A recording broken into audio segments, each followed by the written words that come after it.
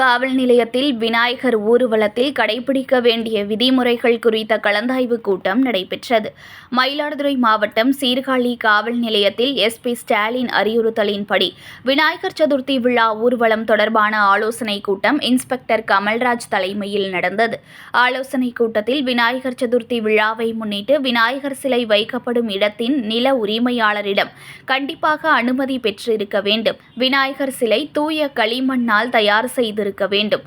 Plaster of Paris போன்ற மாசுபடுத்தும் பொருள்களால் செய்யக்கூடாது. விநாயகர் சிலை அமைக்கப்படும் இடத்தில் பாதுகாப்பு நலன் கருதி சிசிடிவி கேமரா அமைக்க வேண்டும். எளிதில் தீப்பிடிக்காத மேற்கூரைகள் அமைக்க வேண்டும். விநாயகர் சிலைகளை 10 அடிக்கு மிகாமல் இருக்க வேண்டும் என்றார். செய்திகளை உடனுக்குடன் தெரிந்து கொள்ள லைக் பண்ணுங்க, ஷேர் பண்ணுங்க, சப்ஸ்கிரைப் பண்ணுங்க, மறக்காம கமெண்ட் பண்ணுங்க.